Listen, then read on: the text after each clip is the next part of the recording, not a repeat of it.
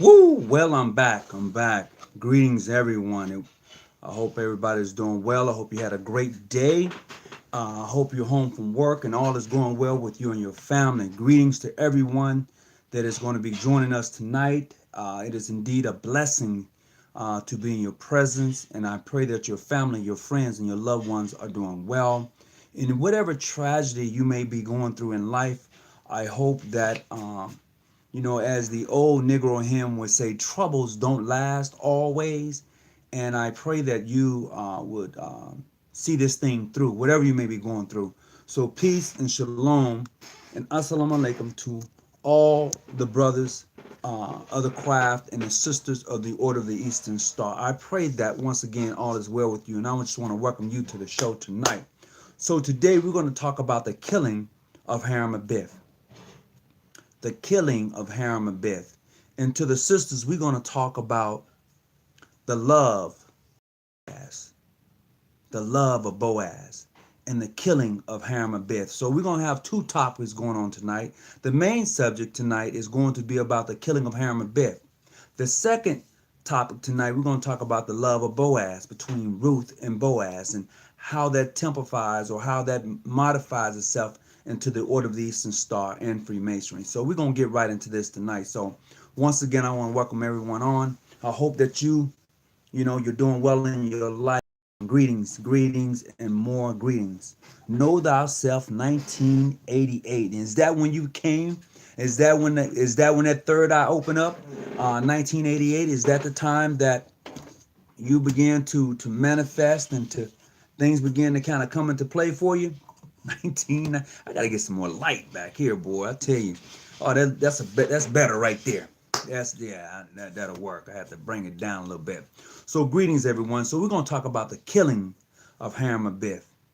Now, according to the Masonic registry and the Masonic doctrine, it tells you that it is called the legend of Hiram Abiff. The legend of Hiram Abiff. It says that because it is supposed to be a legend. But the more I have read, the more I have seen this thing kind of play out, through the initiation process, the more I see Hiram Abiff as being myself. And let me tell you, not just myself as far as playing the part of being Hiram Abiff, but actually living and breathing Hiram Abiff. I want you to really think about that. And I say that because when I look at what takes place between the first, second, and third degree, it reminds me of those who've gone before me. In a part of the Masonic initiation, it speaks about as many and brothers that has come before me. It talks about those who've gone before you, who have done this same thing. He wishes to receive the lights and rights and parts of this wishful lodge erected to God and dedicated to the Holy St. John's, as many and brothers and fellows have done before him. Is it of his own free will and accord? It is. Is it well and truly, is he duly and truly prepared? He is. By what further right or benefit does he expect to gain admission? By being a man of lawful age and well recommended. Does he have the pass? No, he does not. I have it for him. Advance, give me the pass. Wait with patience until the wishful master. Let's go see what he wants. You go, you talk to the wishful master, he goes back. Comes through this door. He comes through this door, right? And then as he's entered this door, he says, I pressed this instrument. It is to remind you of torture. That's what it is. It is to remind you of torture to the flesh. And when you think of torture to the flesh, it is a mental thing, not necessarily a physical thing, because everything we deal with in Freemasonry is based upon symbolism. See, and symbolism speaks its own language, as I said once before. It speaks a language that you don't even have to say anything. But once you draw it out, what it means, what it means to you. So when Freemasonry operates in on that type of level, if you can't grab it, then You need to go a little bit deeper. Oh, no doubt about it. So let's take a look at this thing, the killing of Hiram Abiff. Okay, so as you journey through the first and second degree, you get to a place where it says that you are now going to be acting out a part of a man by the name of Hiram Abiff, and it tells you that at a certain time of day that this gentleman was supposed to be doing some work on the trestle board. The trestle board. He's supposed to be laying out some information. He's supposed to be doing his work, right? But he was approached by 15 gentlemen. At first, it was going to be 15, but three really did the whole thing. So in the whole process, he was telling each one of them to wait, and they'll receive the master word after the temple is completed. Wait. He said it, wait. But he tried to escape. He tried to run, and each one gave him a blow. So they took him on a westerly course from the east, on a westerly course, and he was buried 3 times. He was buried 3 times. Oh, go look it up for yourself. Read your ritual. He was buried 3 times. The first time he was buried in the rubbish. And then he was moved from there. Okay? Then he was buried again. And he was moved from there until a high hill, until they placed an acacia there. And there, afterwards, those who was going to participate in this thing, they went and said, hey, you know what? We're looking for Hiram Abiff. We can't find him, King Solomon. He said, divide yourselves up to go north, south, east, and west, and you find him. If you don't find him, the same thing that happened to him will happen to you. So they went about looking for the killers of Hiram Abiff, right? Upon this thing and looking for Hiram Abiff, they discovered and they heard Jubilee, and Jubilee describing how they took place in this murderous act. Mind you, they was taken from the east and brought to the west. And mind you, how you were prepared as that master mason. I just want you to think for a minute. And I said this in a previous video, but the more I'm reading into this thing, the more I'm finding that Hiram Abiff, check it out. When I look at us as a race of people, when I say ancient people, when I look at us ancient people,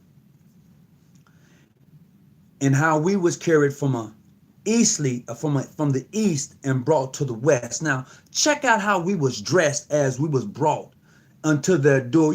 Our ancestors came to a door, and they call it the door of no return. So as they was brought to this door, check out how they was dressed. They was neither naked nor clothes or hook, and they was neither naked nor clothes and hook wink, right? Oh yeah, someone was hook wink, all right?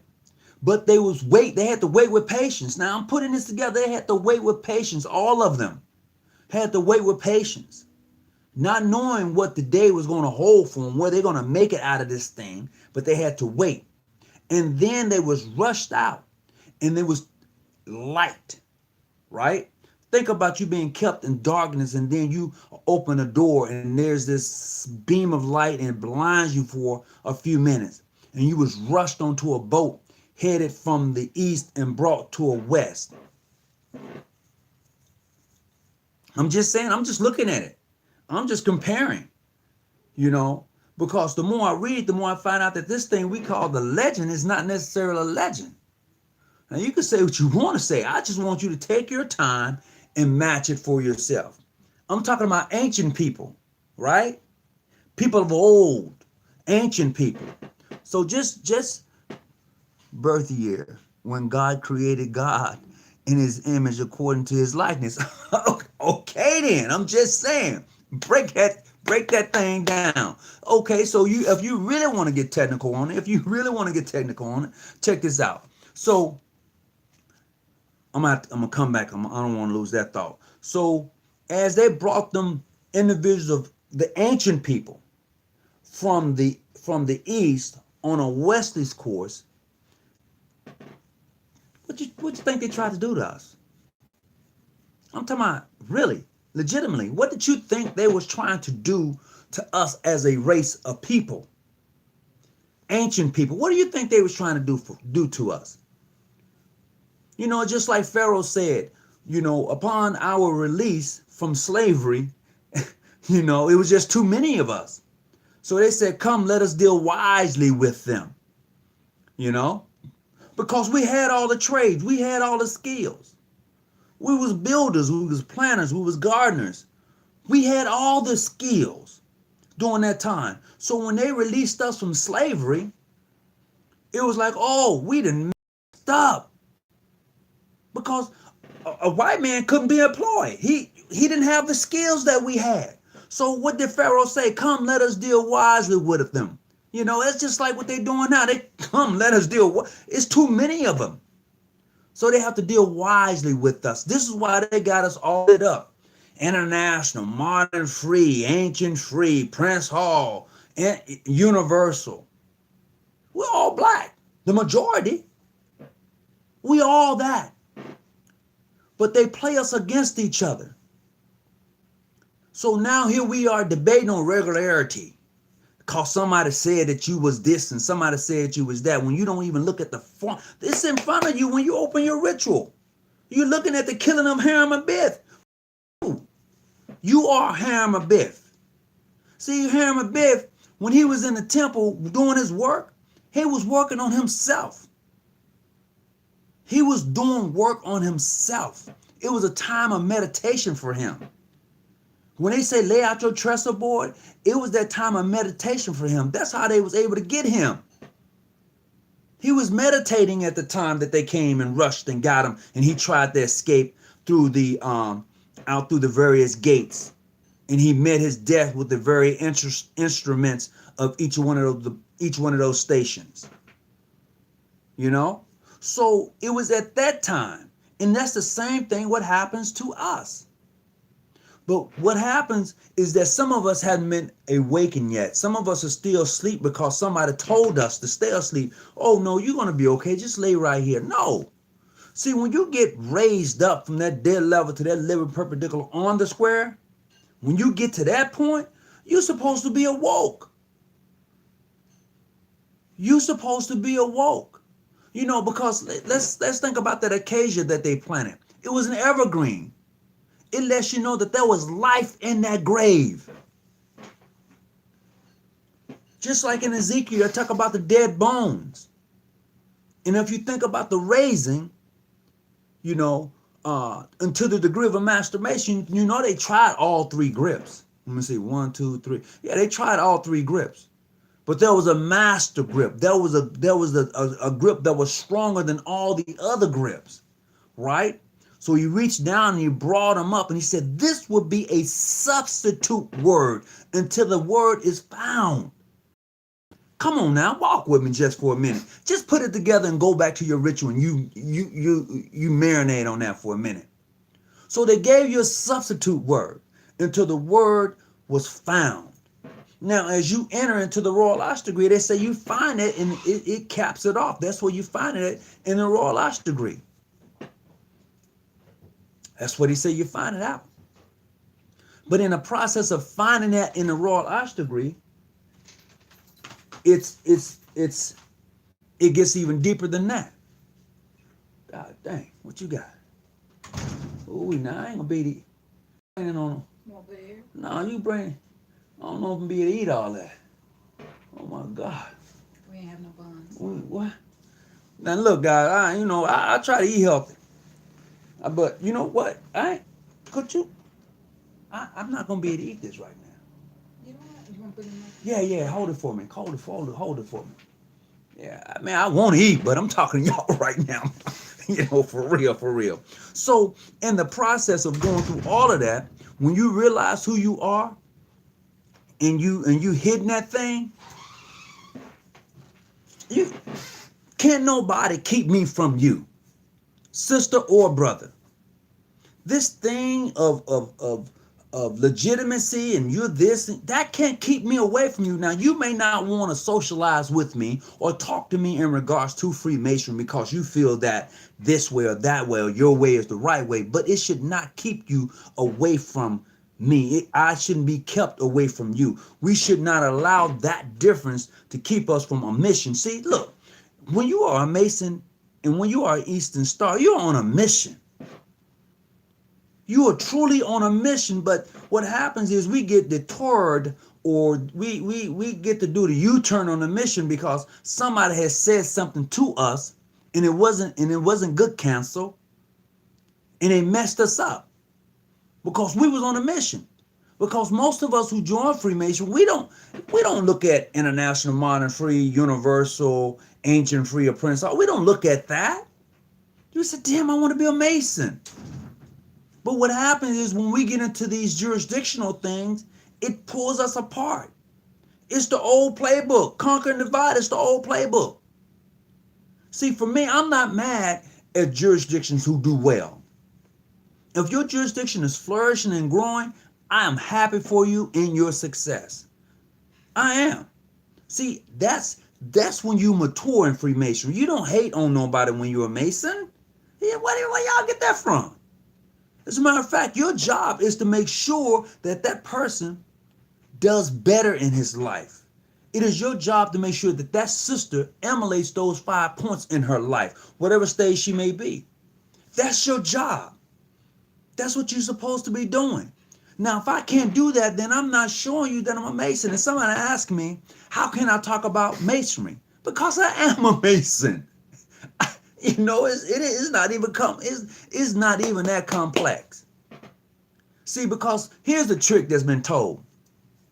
So they tell you that 666 is the sign of the beast. It's the devil thing. It's the woo. But check it out. Let's look at that number 666. All right. So we're looking at melon, right? Carbon base, right? We're looking at neutrons, electrons, and protons. 6 neutrons, 6 protons, 6 electrons. 666. It is what diamonds is made of. It is the same carbons or carbon base that diamonds is made out of that. Come on, guys, wake up. Don't let them do that to you. Man, I forgot. I'm going. You know, so that's where we have to be at. You know, so when you break that thing down, look at me, melon man. 6 protons, neutrons, and electrons, 666. Ah, yeah, I'm a beast. I'm a beast, baby. Because look, only diamonds are made from the best stuff. Everything that's hidden is hidden underground. Everything that's precious is covered. This is why it's important in the order of the Eastern Star that you sisters are covered. That's you sisters are covered. You know, you're not all swagged out. Your dresses don't supposed to become above your knees when you're in the order of the Eastern Star. You ain't got no 6-inch heels on, 5-inch heels on. Now you may have a little bit of one on, but you know, it's that lady thing. It's that womanhood. See, when you're in the Eastern Star, you're emulating some of the finest people that around. You know, that's when you are. That's what sets you apart. But when you allow yourself to be brought down, drugged down, then you know what? You're missing all there is to be called a sister of the order. You know, when you get yourself caught up with some of the brothers who want to just, you know, come on now. Now, what I'm saying is that cover the precious things that are covered for a sister, you know, it's beautiful. Think of the sisters were white, the brothers were black and white. Come on now.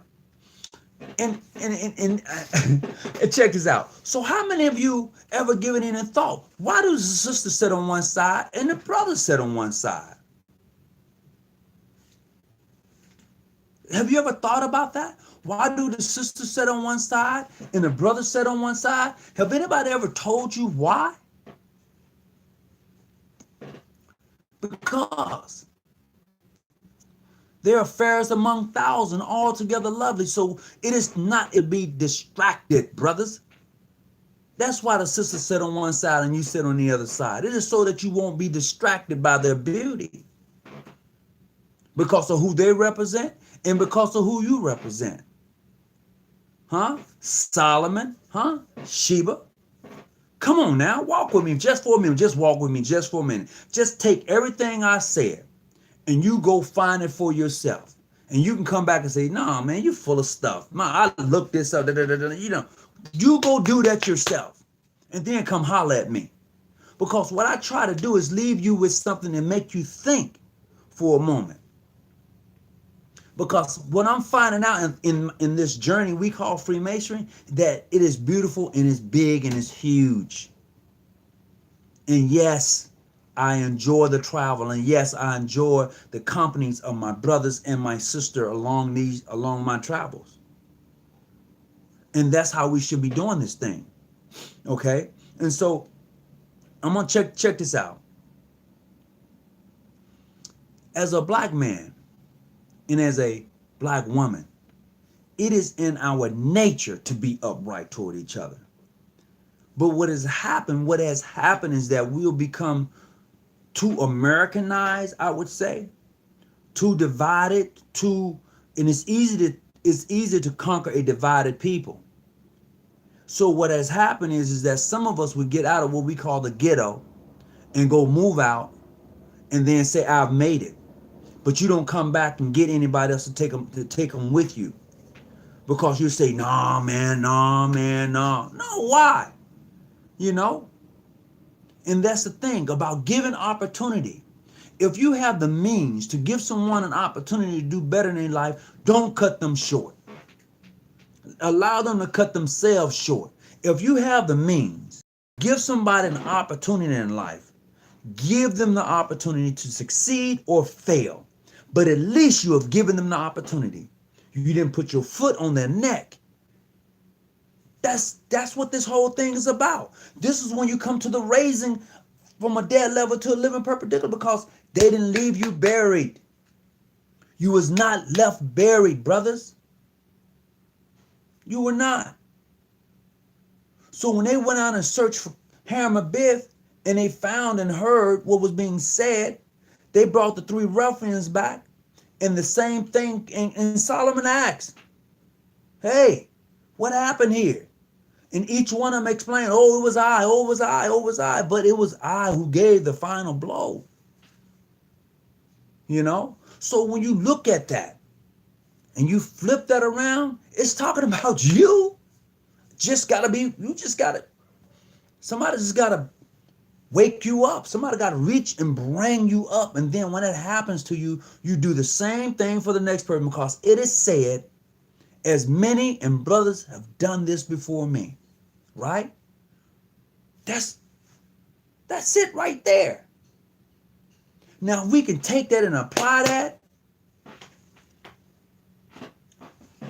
Unstoppable. It is not my business what other jurisdictionals do, be it financial or how they run their organization. However, what is my business is to make sure that when I come in contact with a brother or sister, that I find them worthy and well qualified as I am myself. That's my business. Other than that, you can do whatever you want to do, because the system of Freemasonry is a system. And what works for me may not work for you. So for you or anybody to call another organization this or that, you're out of line, because it is a system. That system works for them. The process works for them, and I'll stay out their business. But when I find you, when we're talking, and we notice by the symbol that one may be wearing, or the ring or whatever, and we have that conversation, I must find you worthy and well qualified. If I don't, then I can't continue. That's how you break that thing down. And the same thing goes for the sisters. The sister has a cure. They do for sisters. You know, I have seen the star in the east. What do you come? I come to worship him. So are you a member? They got their thing too. And they have, and as I've said before, they have points that they have 5 degrees that they walk through. With love is the law and will. Are you saying mysteries of harm is a black people? Yeah, I'm saying exactly that. I'm saying exactly that. I'm glad you picked that out. I just wanted somebody just to follow the roadmap.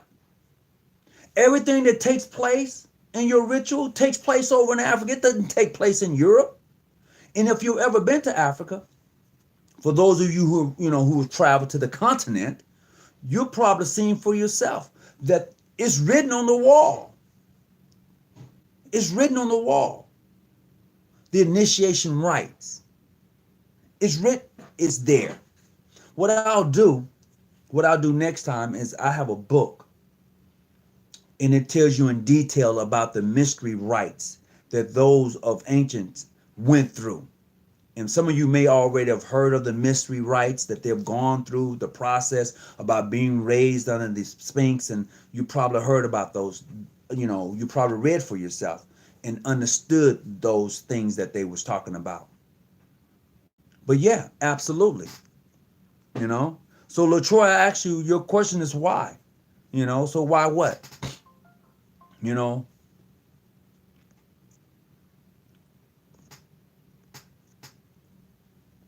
who wrote which book? Which book are you referring to? I'm just saying that in the study of Freemasonry, I'm saying that it represents the black man when you're talking about Hiram Abiff. And most people, we often call ourselves travelers. But how can you travel when you're dead?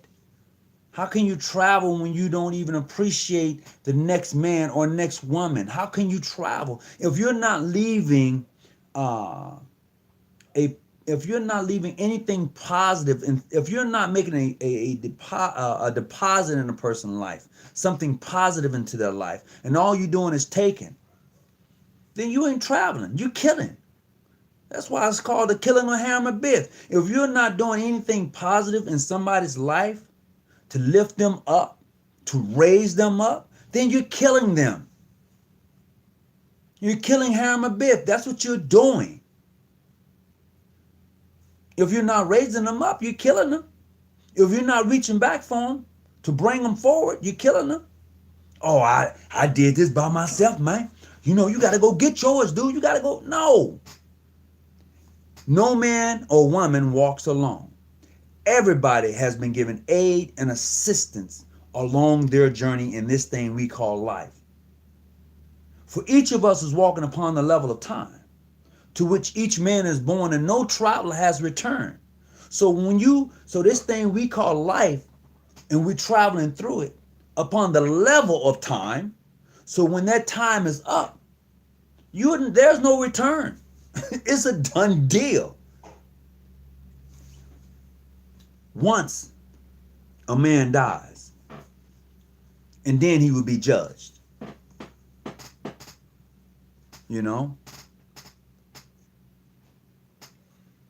Absolutely European created 6,000.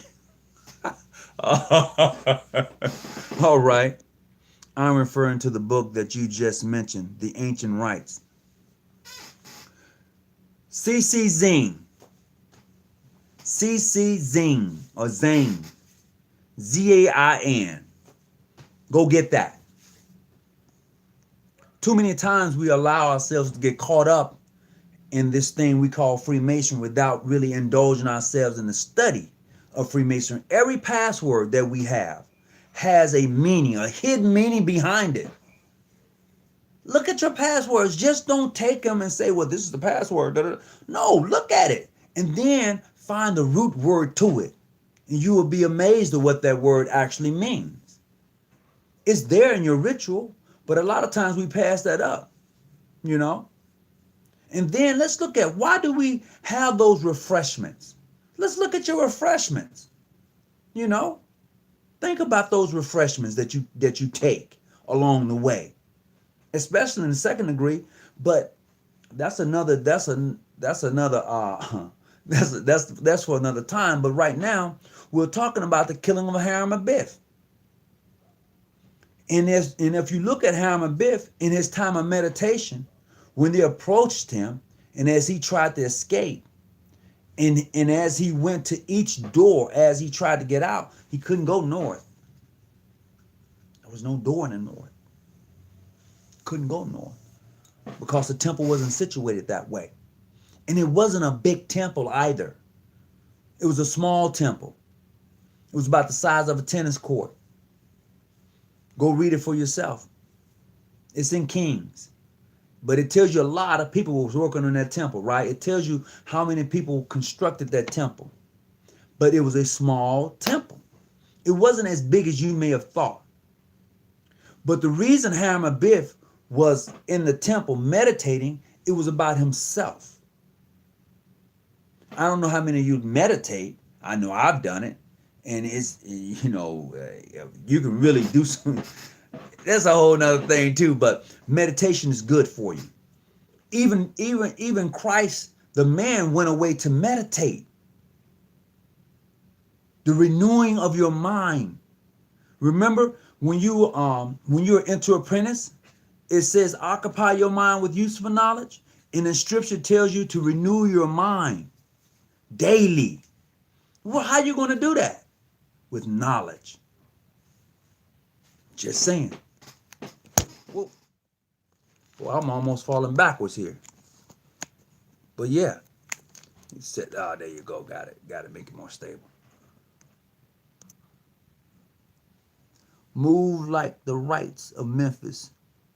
We get caught up in the politics. Absolutely we do. You shouldn't. I'm going to tell you. And I know I have. And I've actually gotten caught up in the politics of masonry. And that hurts the craft. You know, it hurts the craft. The ideal is that in the politics of Freemasonry, oh man, I know. I'm not gonna even go that one. I'm gonna stay on subject. The killing of Hiram Abiff. I'm gonna stay right there because that, man, y'all brought us some stuff that can give you, yeah, for real.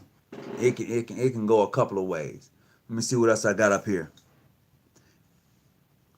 Congo, let knowledge be born. I see you. All right. So when we take on this thing, when we look at Hiram Abiff, yes, Hiram Abiff is the black man. Period.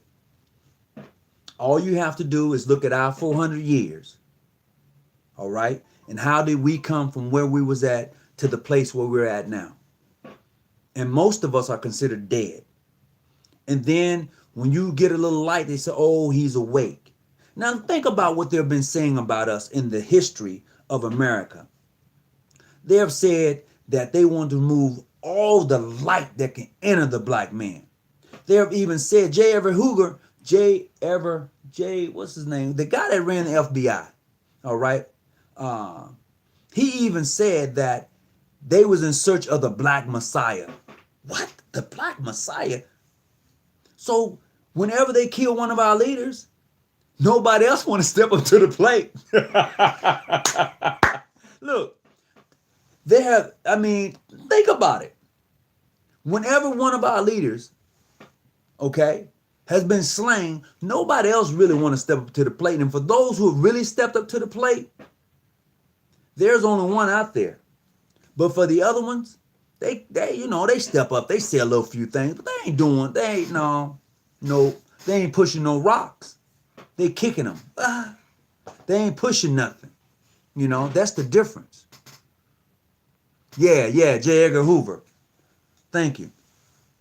Look at that man. He was a Mason. Check out J. Edgar Hoover and see what he said in regards to black masonry. The black man. My apologies, not black masonry, but the black man. See what he said. He said some hateful things. Taste. Oh. Got a little something here tonight. Got my juice. Oh yeah. Oh yeah, the wife hooked me up with that. Yeah, she taking care of me. Boy, I got dinner. Ooh. But anyway, so So we have to, hey, come and get him. So we have to really kind of consider all of that, you know, and that's where we're at. That's the funniest thing when you start to apply this thing we call masonry. And if you apply it to your life, you'll begin to see some weird things happening. I'm just saying. That's me, you know. That's how I take it. 3, 5, and 7. I know what adds up and the importance to PHA down south. Medicine is good when it's on good thoughts. The politics should be begin. Okay. The politics should be tried. That's it. Oh well, okay. Okay. So Christopher, good, but look, Christopher, what's going on, man? What's going on? Greeting, can you tell the esoteric meaning of the different grips that King Solomon used to try and raise his friend Hiram back from the dead? Well, I put it to you like this here without really trying to disclose the different grips. So if you're looking at the inter-apprentice grip, as he gripped Hiram Abiff, who was then in the grave, right? He said that you have a grip, and he gripped, but the grip wasn't strong enough because it was only it was it was it was it it was how the grip was placed. The grip wasn't strong enough because of how it was placed. And then he said that with that particular grip, the flesh cleaved from the bone. It separated itself. And then he said, oh no, you have another one. So try that grip, which was the second grip. He tried that grip and it wasn't able to work. And that grip in itself meant the stage, because the first grip was a stage of life, the second grip is a stage of life, and then the third grip was coming to life. Coming to life. Okay? And you needed a stronger grip to bring that person to life. Sometimes, even when, how I want to put it, how you're trying to help people sometimes, and you help them a little bit, and you find out, well, damn, I gave them a little something, and they really did something with that. Then you help them a little bit more, and and then they proceed to the more you help them, the better they did.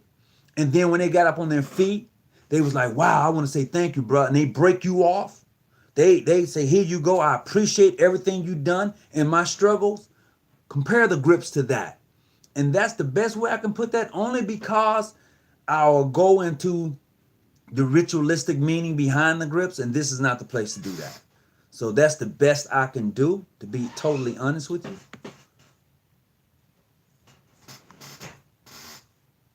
I love being married.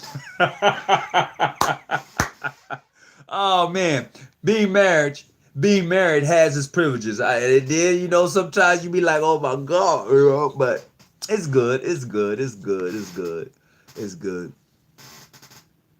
His flesh slips. Okay. Absolutely. Absolutely. He said, this brother says, speaking of killing light, there are brothers who kill the light of an EA like they kill Hammer Biff. You know that. Ooh, let's talk about that for a second. Let's talk about that just for a minute. Hold on just for a second. We're going to talk about that one. So, oh man, hold on. Okay. Good afternoon, Brother Hawkins. Can you tell me if every lodge will make me do the short? I don't know. I have to get back with you on that one. But some of you brothers who are master masons, when you're into apprentice, begin to excel in the degree work, and they take and occupy their mind with useful knowledge, and they begin to understand what the craft is really all about, and they begin to elevate themselves, and you can't take it because they know a little bit more about it than you do, and you get upset at them. No, man, that's sad. That's showing that you wasn't studying. That shows your lack of knowledge. That shows your lack of intent towards that EA. I'm gonna tell you,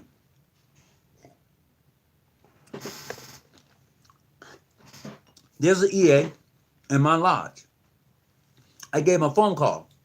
I said, "Hey, bro, what's up?" He said, "Everything is good." I said, "Where you at?" "I'm in the desert." It's like, wow, in the desert? See, yeah, I'm out meditating in the desert. I was like, "You walked into the desert?" You see how I walked? That's how you gonna find your way back. I have a compass. I'm like, "Oh, you real, huh?"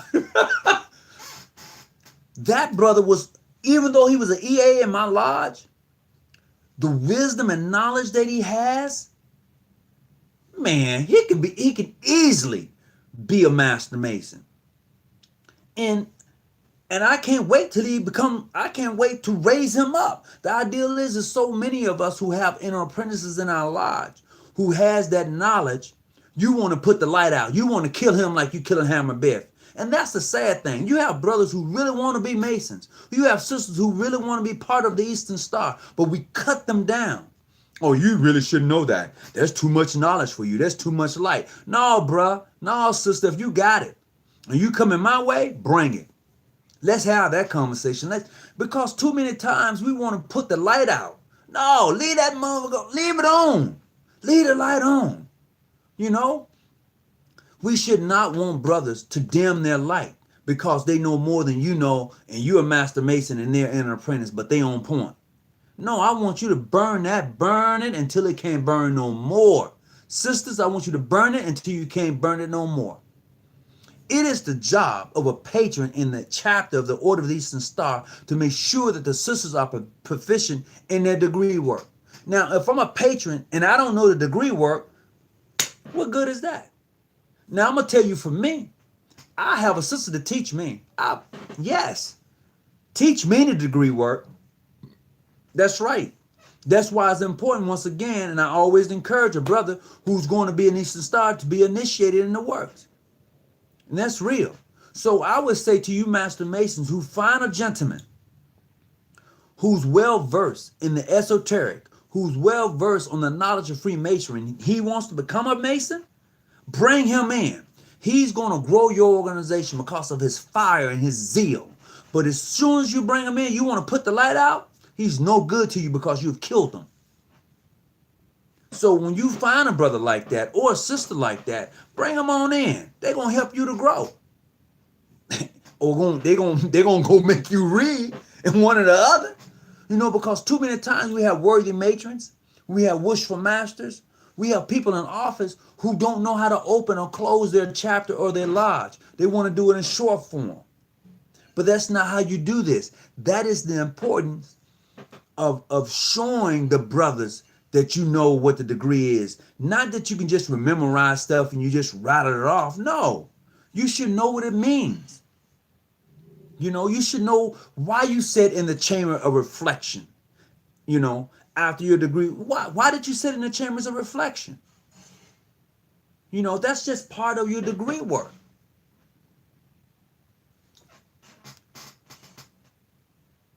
I cried watching a raisin. So it is beautiful. A raisin is, let me tell you, if it's done right, it is beautiful. If it's done right, it is truly beautiful. It is. Without all of the hazing and stuff. Let me tell you, when I came through, and I can only talk about myself. When I came through, I had in my lodge at the time, I was the youngest member, actually the youngest member. No, there was 3 of us about the same age. And the gentlemen who raised us were of age. They were in their 50s and 60s. And I would say this, they did an excellent job. They did. And then as I began to travel and was introduced into Freemasonry, what I found was the way I was raised, everybody don't get raised that way. Some people go home pretty sore. Come on now, talk back to me. Some people go home pretty sore after a raising. That's not a raising. You just got the hell beat out of you. And then they're going to say they love you. No, as a man, going into the initiation of an enter apprentice, the passing of a fellow craft, the raising of a master mason. There's a due process. You're a man. Nobody should be doing them. You're not pledging a Greek fraternity. You're not pledging. You're being initiated. And that's what we miss. The true meaning of being initiated. There is a process. It's not supposed to be easy. I never said it was going to be easy. But come on now. It's not supposed to be easy. But you don't supposed to go home to my don't touch me. But no. No, it's not supposed to be that way. And I'm going to say this here. And I don't know if I mentioned it before, but the reason the acacia was placed on the grave of Hiram Abiff was to let you know that there was life in the grave. And I think I mentioned that. Because they talk about the acacia and that it represents everlasting life. But it was to let you know that there was life in the grave. And it goes right back to Ezekiel. When he was standing on the mountain, not the mountain, when he was standing looking over in the valley of the dry bones. I'm just saying, you have to be able to just put the puzzle together and understand what you are part of and allow yourself to gain that knowledge. Because when someone tells you about another person and you don't know them and you believe it, it's a done wrap. It's over. If somebody came to me and told me something about somebody else, and I can't accept that. I've had many of us. Hey man, I don't mess with him. Okay, you don't mess with him, but I do. Okay, but that's not going to interfere with my friendship with you. All right. Now, when we get together, you may not say nothing to him, but that's between you two. That has nothing to do with me. But when you allow that to happen, you're supposed to be the peacemaker. Hey, look, guys, you know what? I'm friends with both of you. So whatever y'all got going on, that's between you and that's between y'all two. But right here at this table, we all good right now. And let it be. Don't try and engage or put yourself in their situation, because they probably end up both hating you. You know what I mean? I am Hiram Abiff. Expected. I am an EA. The knowledge is strong.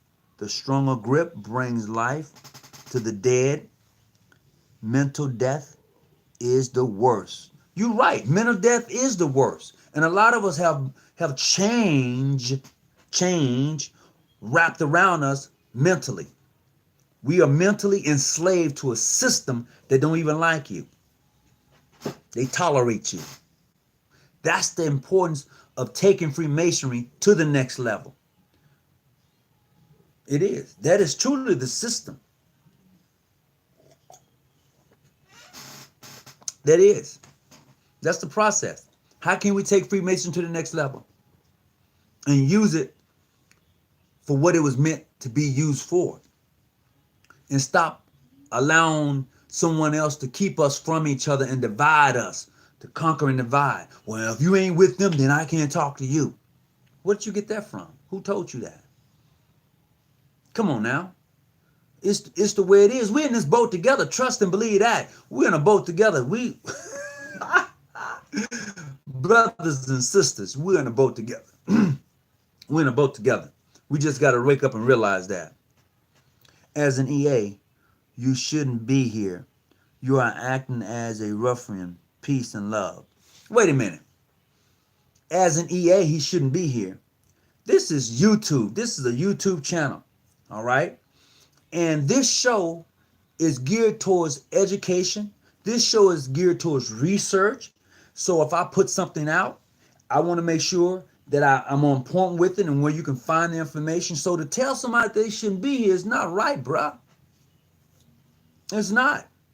Because that EA is supposed to be occupying his mind with useful knowledge. Because he can go right now and buy the whole ritual if he wanted to and read it for himself and be done. But he chose not to. He's learning to subdue his passion. That's just part of his passion, but I'm just saying, come on now. Let's not cut the brother down. Let's lift him up. Let me see. No disrespect. Oh, okay. All right. Know thyself and okay. Know thyself. And you've been through the consistory. If so, then you know. If not, then the place reveal judgment, receives judgment. Okay. I've been to the consistory. Yes, I have. And we could talk about that too. Because even in the consistory, there are some things that we should be under that we should understand that we are fighting against what? Ignorance, superstition, and ignorance, superstition. There's one and ignorance, superstition. There's one more thing. As a 32nd degree. I cannot think of the third thing. Ignorance, superstition. Those are the only two things I can think of right now. And if you are an inspector, and if you are a sublime prince, you know exactly what I'm talking about.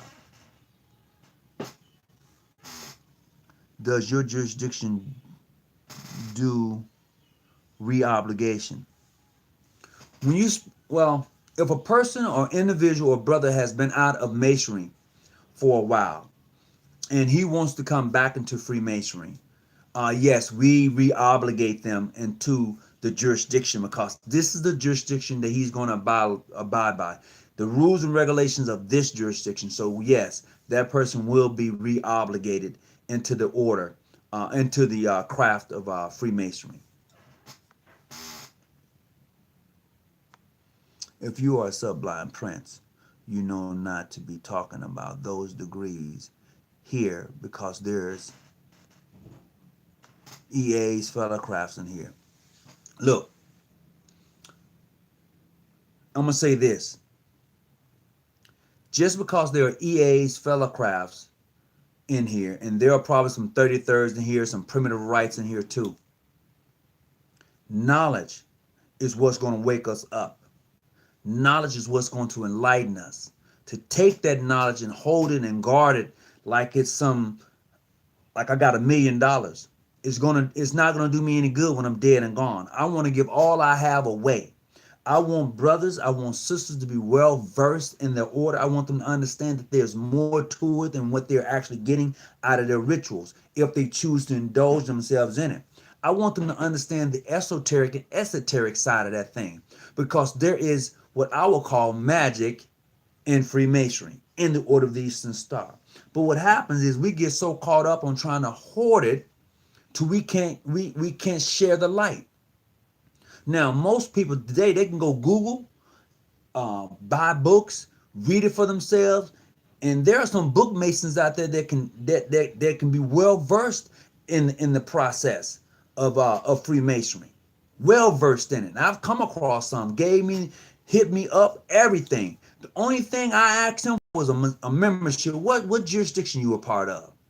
And then he had to break it down. Well, bro, you know, I'm really not a Mason. You know, I like the philosophy. I have some books. What?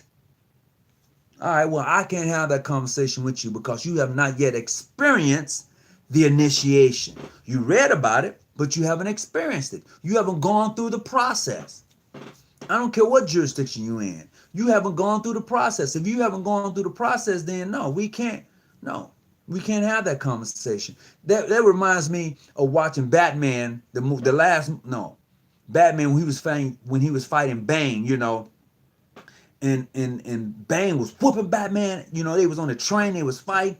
He was beating Batman up. So Batman tried to trick him, and he threw down his pallets, and this puff of smoke came up, and Batman was gonna disappear. Bane told Batman, I've been initiated too. This you're doing, I've done it too. So I know all of this.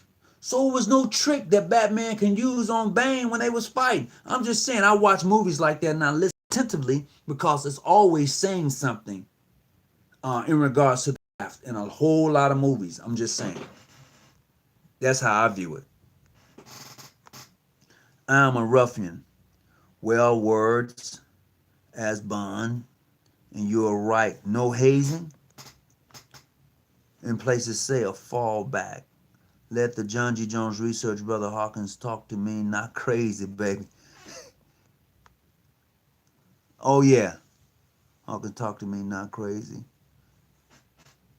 Hating on me cause of rank. Don't be. Oh, come on, Christmas, boy, I tell you. Why doesn't the Blue Lodge speak of? Oh, man, okay, me too. What's up, me too? Welcome aboard. So, you ask why they don't? Well, that depends on the jurisdiction. That all depends on the jurisdiction. I can only say in my jurisdiction, with my deputy grand master of state, Eric Sutton, who knows what we're going to be talking about or speaking on, and when we do Masters Council, it it gets to be crazy. I'll be like, where are you coming up with this information? And he will give it to me in a lecture. It's not like he would just say some crazy. He would say, well, this is why I found it at. If you can add to it or take from it, here you go, Brother Hawkins. And I'm looking at this stuff. But yeah, I mean, too, it depends on your jurisdiction. It depends on your jurisdiction. Yep. Know thyself. 1988. Ain't even a real Mason. Mm. Me too. Want to see the dude's card? Absolutely. If you're gonna approach me, you know what? It's about the jurisdiction. If you approach me and we've gone through the, now I want to know what jurisdiction you're from. That's all. It's plain and simple. Give me a name. It's not hard. You know, it's not hard at all. He knows me and I, who hated on me. Yeah, I do. I would say this in regards to Christopher. I do know of brothers who hated on him because what I did, he was looking to continue his journey in Freemasonry. And I sent him to a couple of brothers who I thought would give him that opportunity on his journey. But because he knew more than they did, they felt some type of way. No. Mm-mm. As a matter of fact, if Grasshopper knows more than me, and I'm a master mason, then I need to bring Grasshopper on up like right now. Because you know what Grasshopper gonna do? He's gonna help elevate my lodge. I don't know why brothers and sisters get so tied up in that. No. He's gonna elevate my lodge.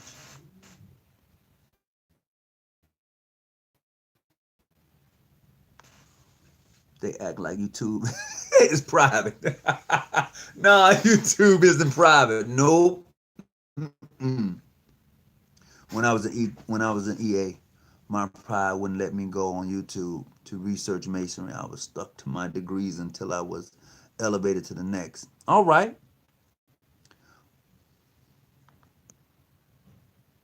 What's good, my fellows? Drug users are what? Still being. Oh, okay. Who is that by? Oh, okay. All right. I see that. Greetings from Prince Hall.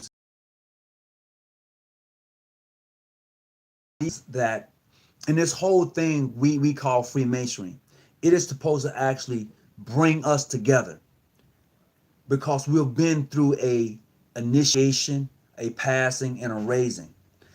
The ideal in killing Hiram Abiff is to when you raise them up. There's just like you have brothers who are in the streets, right? We walk past them every day. You know, we don't say nothing to them because they smell a certain way or they look a certain way. You never know what that person's struggle was like in life. You know, you might be the very one that lifts him up. You may be the one that raised that Hiram Abiff up. But because we walk past them like they're nothing, they stay there. They remain dead. We have to be able to decipher what Freemasonry is supposed to do for us in our daily journey. Take those working us in this thing we call Freemasonry into our life. You know, but if you're not able to do that, the person you walk past is nothing. He or she is nothing. You know, I got my own thing, you do yours. And that's not what's out. That's why I can't just throw every, like, you know, brother White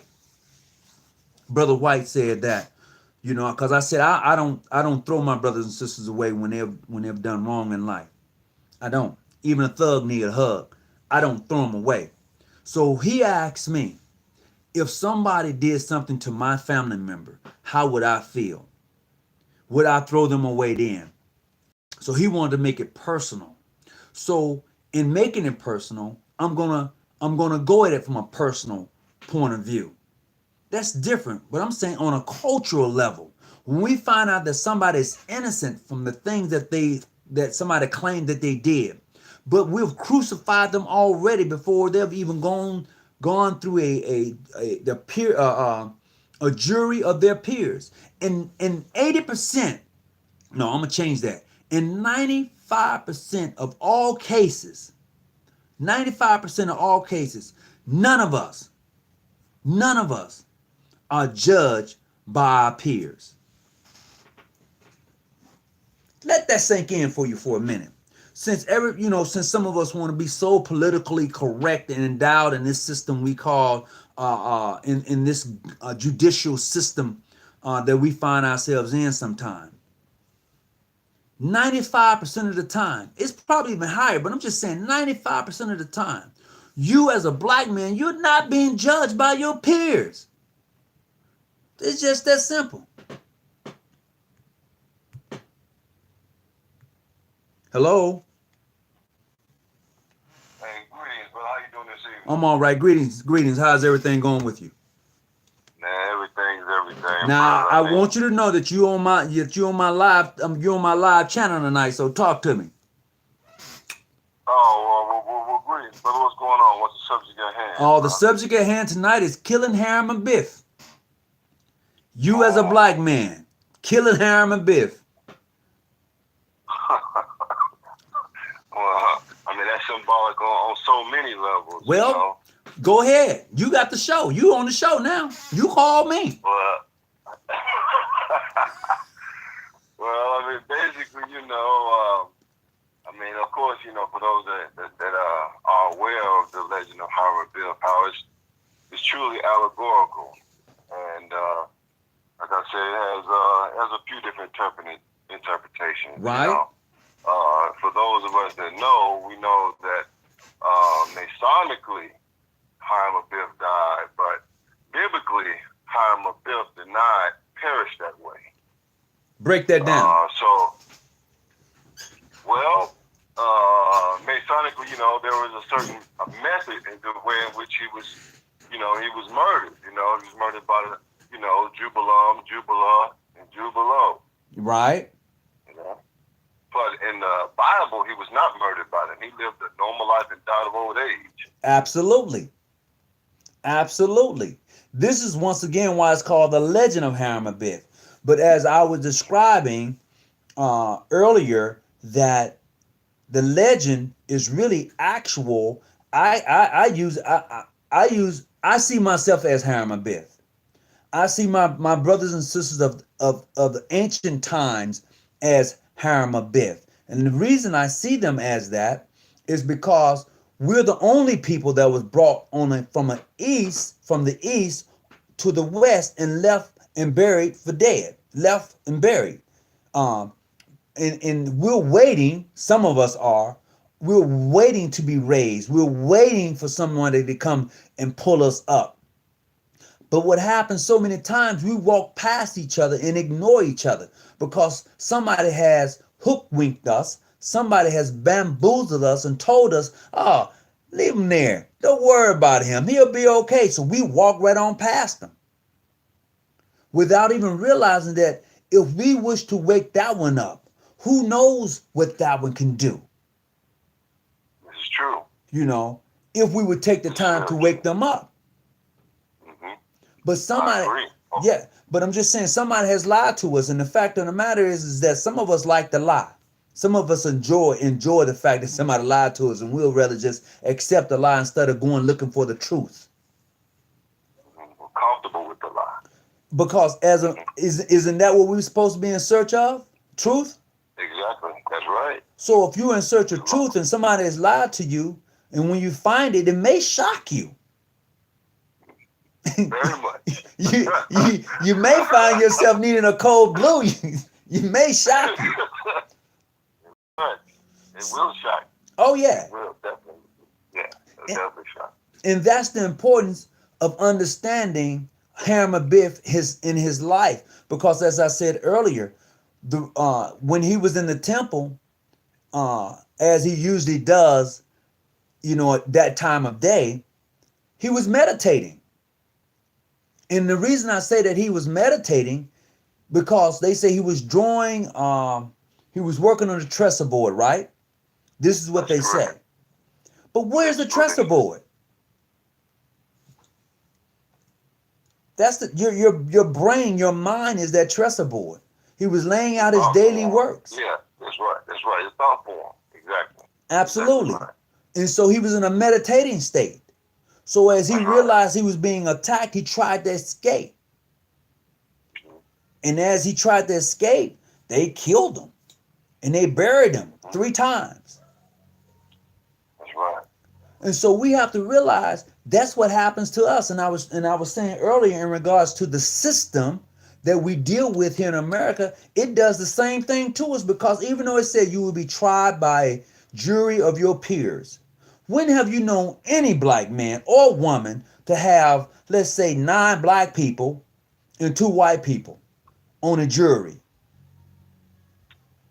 That has never happened. I'm just saying. That has never If happened. it happens, it's very rare. I can't say that it's never happened. I just hadn't been around it. You know what I mean? So it's I rare. agree. You're exactly right. You're right. It's rare when it happens. And then when they find them innocent, it's like, what? You found him yeah, we found him innocent. And this is why it's important for us to be involved in this system. Now, do I like the system? No. Is it important that I understand the system? Hell yeah. Yes. Because check this out. My wife, she got how they send you the thing to go to be, so you can sit on a jury. I can't think of the name of it right now. Well, anyway, she got her summons to be a juror, right? And she was like, she didn't want to go. I was like, you need to go, because that person may need for someone to see this thing from a whole nother point of view. And because you might be the very person that they need. So go. And she went, but and that's what we have to start considering in this thing called Freemasonry. We have to start being involved in it. A lot of us become Masons, Eastern Stars, and just say, "Oh, I'm a member now. I'm good." You don't even understand it. That's right. Much deeper in the surface. Yes, much deeper in the surface. Oh, jury duty. Thank you. 1120 sound. I appreciate it, bro. Yeah, jury duty. Absolutely.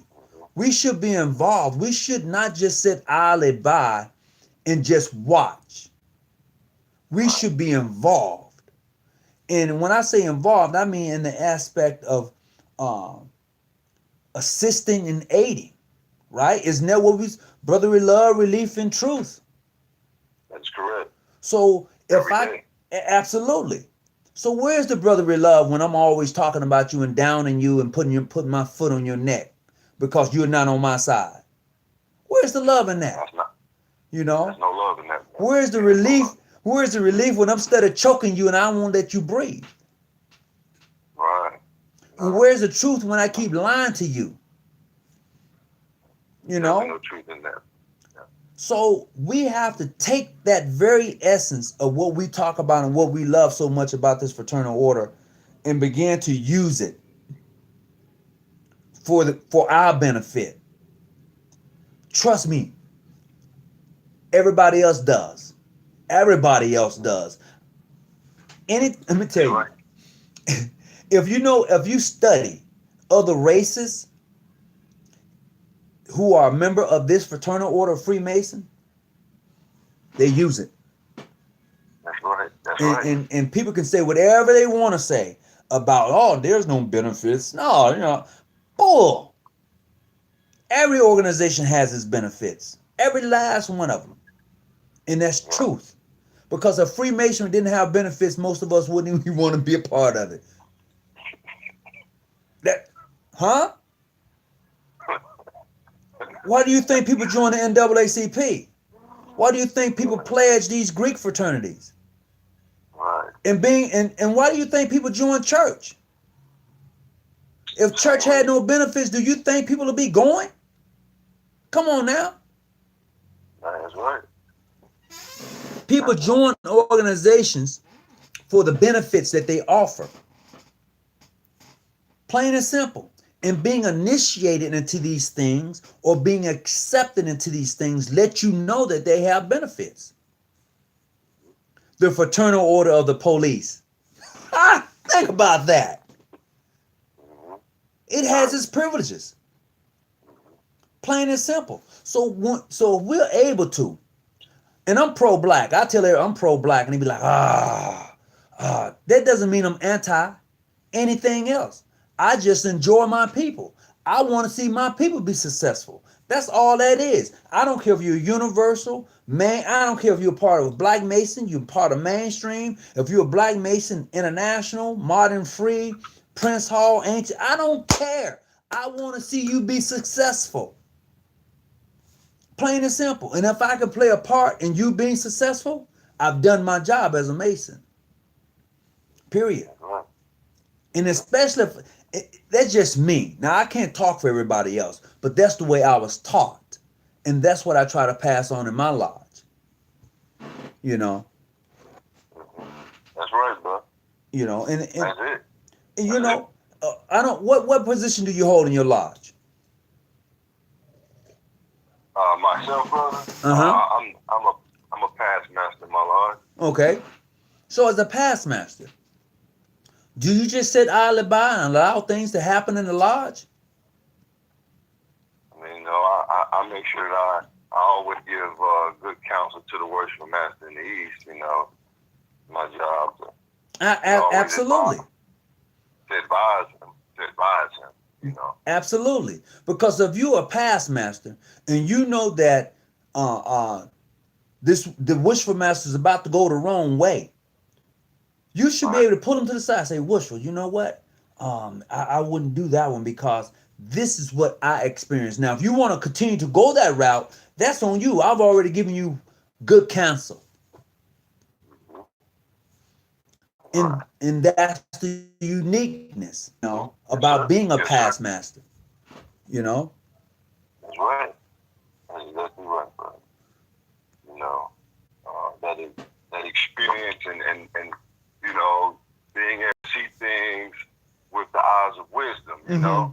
and being able to pass that on to the the presiding worshipful master. Mm-hmm. It's important. It has its place. It's like in our community, it kind of represents our elders, Mm-hmm. and how it's important, how we always respect our elders and be able to listen to their wisdom, and Mm-hmm. as it is in Masonry, we have age, we come of age, you've traveled that journey, and it's always good to be able to take time to listen to those who traveled the road before us, Right, right. And I will tell you this here now. I'm gonna ask a question. Why do you think that it's important for Freemasons to invoke the name of deity before they begin any works? My answer to that question, brother, is because I'm gonna go a step further and add on to that. Before deity is even invoked, the lodge is actually supposed to be consecrated. So that area needs to be purified of any bad or negative energy before you even set up the altar to invoke deity. Mm. So is it important that you have incense? Is it important that you have that you inform the brothers that to bring their positive vibe to the meeting and not that Right. craziness? Exactly. And also there's a significance in using the white candles. You Ooh, know, okay. while the color white. You Mm-hmm. know, different candles and different color candles and certain circles represent certain things. Mm-hmm. But the color white always represents the purity. Right. You Okay. know, so we, in the lodge we burn white candles, Mm-hmm. and we're burning the incense. We're invoking the deity because masonry is truly, it is a business. It's a fraternity. But for the studious, it is spiritual work on Mm-hmm. high levels. It's spiritual work. But how And many of us are able to capture that? not many, because most of us don't crack any books and read. Like you said, we get the degree, and once we got the title, we pretty much, that's about as far as it goes until we're on to the next one. You know? Okay, And brother Vincent says, "In all things, remember me." All right. Yeah, in all things. Go ahead, bro. it's spiritual work. That's right. It's spiritual work. You know? And we tend to lose sight of that and get caught up in the fraternity aspect of it. Mm-hmm. And because that seems to be more socially appealing, and we really need to really get back to dusting off the books. Some of us never even picked up any books, Mm-hmm. and really start studying and see how everything that you're talking about tonight is actually in history. Hey. Everything you're saying is quite relative, and you won't know that if you're not reading. Oh no, exactly, exactly. So, what do you know about the works of the Eastern Star? I'm somewhat familiar. I've seen it start in the East. I'm somewhat familiar. Okay, okay, because my next topic is going to be about Ruth and Boaz. All Ruth and right. Boaz. She had a Yes, sir. friend, a mother-in-law by the name of Naomi. And That's right. Naomi had two sons, and both the sons was killed. And Naomi was going to go back to her native land, right?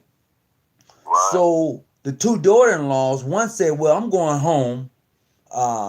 Naomi said, "Well, I'm gonna go back to my place." But Ruth had no home. She had no place to go to. Mm-hmm. So she left and she leaves and she goes with Boaz, right? Right. And then she has to she finds herself in a land that's not her own. But Naomi, being the woman she is, or she was like, "Hey, look, you see that guy over there? That's Boaz. He a bad mother. Shut your mouth. Now, girl, let me tell you, you fine and sexy. So this is what you got to do. You have to go over in the field. See, he owns all that plot of land over there. That all belongs to him. You see everybody over there, they gleaners. You know what I mean? They picking the wheat. They doing their thing. You got to go get your hands dirty, girl. I know you ain't used to this type of work now, but you got to go over in that field, and Boaz needs to see you because you're the best thing out there, right?" I'm Right. just so what happens, Boaz rolls by, he strolls by, right? He rides by, he's like, look at there. You don't quite know what you're doing. You ain't used to this work, right? She don't say too much to him because now she's in a foreign land. So what happens? Boaz goes around and tells everybody else, look, leave a little something for her. She don't quite know what she don't leave a little something for her, right? So she gleans a little bit, get her little stuff, and then, she like, this is what I got, And then that happens for a while. And then Naomi said, look, you need to go hook up with Boaz, And then she's like, well, how? And she hooks Ruth up. She dollars her up, And she get the oil, she puts the oil on it, she bathes her up. She goes to Boaz's place, am I right? That's correct. And Boaz wake up and find who at the foot of his bed? He found Ruth at the foot of his bed. I'm just saying. I'm I'm just Right. I'm just saying. The story is deep. Right. You That's know, right. the story is Right. deep. But what happens is between those two, if you get deep into it, that to me, and what I've read, that concentrate, that's the sisterhood and brotherhood in Freemasonry. That's my point of view from what I read. Now you can elaborate, you can share some. I don't know what all you got, but I'm just saying that's what I get out of that. Because later on, Boaz says, "Look, you got in a family? No, I ain't got no family. Well, you know what? In order for me to make this right, I got to give up this shoe. I got to let people know that you mine. I mean, Right. am I He off? I confirmed mean, it. dude, Yeah. this is No. all this is No. all in the Bible, right? It's all there. He took off his left shoe to confirm. Yeah, he took off his shoe as Yeah. a confirmation. He said, "Hey, this As is a the confirmation. contract." Yeah. That's right. So for you into apprentices, I just want you to think about that. For those of you who've been initiated, just give that some thought for a minute. That's all I'm saying. Just give it some thought. That's right. That's right. That is accurate. That is true. Because if you don't take the time to indulge yourself in the very thing that you say you love and you appreciate, how are you going to advance in knowledge and understanding of the very thing you love and appreciate? Because every degree that we have, brothers, is attached to the Eastern Star Works. Every degree, every degree, Inner Apprentice, Fellowcraft, Master Mason is attached to the 5 points of the star. The ideal is nobody really indulge themselves in it to find out. And it's truth. So I want to encourage those who are online tonight to go check that out for yourselves and see. That's right. And holler back at me. You know? And Brother New Era King, he said that Osiris is the master. And he's right if you're going to go back to the ancient customs. That's exactly right. You know, if you're gonna go into the I would say on the esoteric side of it, you're gonna find that out, because if you have a Lester's look to the east, it tells you as you begin to go into the Master Mason degree work, it says you are now entering the esoteric side of Freemasonry. It says that. Yeah, it definitely. The Master Mason degree is definitely, that's really who the legend actually alludes to, is Asar or Osiris. Hey, and check this out. To show you how smooth it is, and a lot of us don't understand what we're involved in, as you begin to come into that thing we call the lodge, you represents the sun on its travels. That's right. You know, from morning, right, to close to like, I'm not gonna say noonday, but let's say about 11 o'clock, and then as you really process and proceed, you'll find that it is at its meridian height, and then as you begin to pass the senior warden, it begins to set. That's correct. You know, That's right. That's right. and then that's who you are. That's just some of the esoteric things you have to look at when you represent and when you're in your lodge. Why is your lodge even set up the way it's set up? You know, you have to ask those questions. And I'm not gonna say it here, but those are questions that you need to ask when you're in your. Why we set up like this? You know. And then when you indulge and you begin to find out, you'll be amazed. Right. You know? It's all by design. It's all by design. And check it out. It's all by design. Oh, no doubt about it. So if you even take the junior deacon and senior deacon, which represents the 2 parallel lines, as you find in the circle, in the dot, which is you, that's a whole nother thing. a point within the circle. That's exactly Absolutely. right. You That's know? a whole other topic. Yes, definitely. And this is why it's important this is why it's important for me to understand the language of Freemasonry, because Freemasonry has its own language. It's Right. hidden. I mean, think about it like this here. When I say Freemason have his own language, people probably think I'm crazy. But think about it. I can be in a business and hundreds of people can walk by, but if I stand a certain way, I don't have to say not one word. You understand exactly what I'm saying. Exactly. If I throw my hands up a certain way, I don't have to say a certain word. You understand exactly what I'm saying.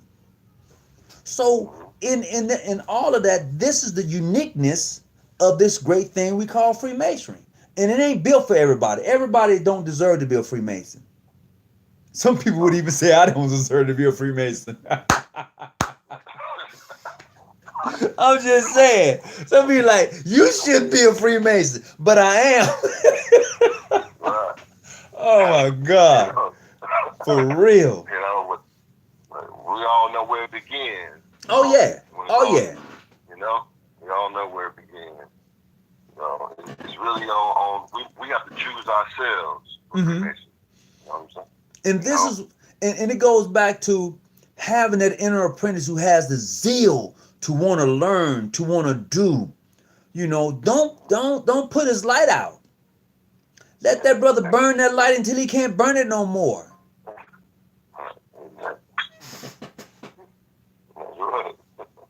Hey, thanks, New Era King. Yeah, bro, everything is well. You know, and this is what happens. We have inner apprentices coming to the lodge. They have that fire and that zeal. They be like ready to go. You know, like, I want to learn all of this. But them old heads, or even some of the younger heads, oh man, you ain't ready for it. You ain't ready for it, bro. You slow down. You ain't ready for it. This brother has a degree or a PhD or something already, and you telling him he's not ready for it. He probably already read the books. He just wants to go through the process. He wants to be on that journey. But we cut them down. We hold them back. We want to pull their coattails and tell them they ain't ready. And like I was saying earlier, I said anytime you come across a Mason and he said he can't talk about it, then he doesn't know about it. That's just that simple. Right. You know? Right. You know what, bro? I didn't even let you introduce yourself. Go ahead and introduce yourself, bro. Sure, brother. I'm Deputy Sovereign, Grand Conservator General of the Primitive Right, McElwain. And I hail out of the Light Assurance Lodge number 186 in Charlotte, North Carolina. And, I definitely deal with masonry on the esoteric level. And, like I said, pretty much everything you've been saying tonight, brother, you've been pretty much spot on, and it's been a very well rewarding journey so far in my Masonic career. And I've met people all over the world, and it's a beautiful brother. It's a Masonic career. All right. Well, I appreciate you coming on tonight. I know you probably want to talk to me about something else, but I put you on the spot because you called me and I'm doing my live show, so I had to have you, bro. I had to have you. Oh, no. Anytime, my brother. Anytime we want to talk, we want to, talk about some deeper things, and you need a voice. Anytime, my brother, call me. Oh yeah. So what I'm gonna do, I'm gonna go ahead and call it a night. I appreciate everybody. Let me see what brother New Era King just said. He says, "No, I don't. No, I did not. That brother above me said it was a chuckle because I never." Oh, okay. All right. What's the difference between Lester Look to the East and Duncan's? All is that Lester Look to the East is more discreet. Yeah, that's it. That's the truth. I'm just reading some of the comments because I get behind. Okay, I understand. I know they scroll pretty fast. Yeah. Okay, yeah. One brother says, John G. Jones Research, can you stop using the name of people? My family were not killed by Nazis for you to pretend I never said, I don't, brother. Okay, my family were not killed by Nazis.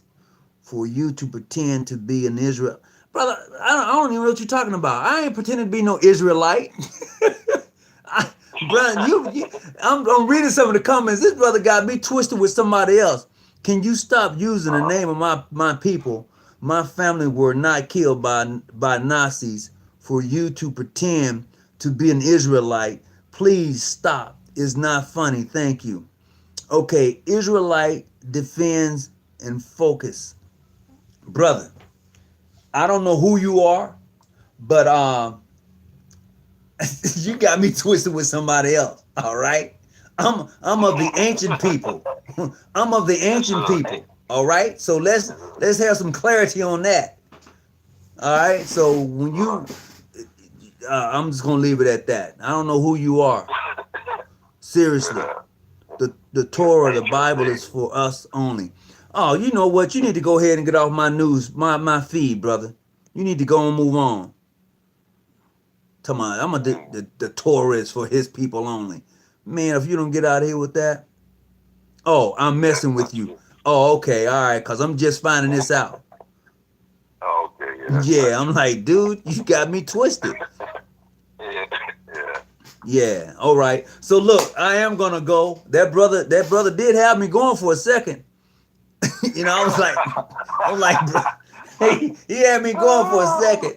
Hey, hey, hey, bro, don't hang up. I'm gonna go ahead and log off on tonight's feed. I certainly appreciate everybody coming on, and I hope you got something from this. And as I say always, I'm just saying no nonsense. Oh yeah, okay, laugh my ass off. All right.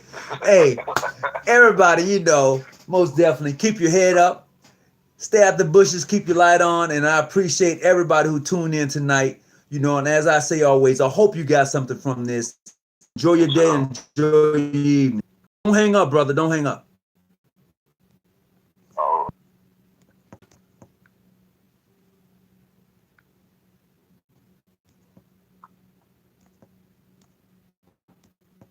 If I can log off.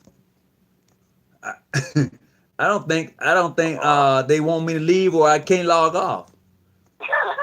For real.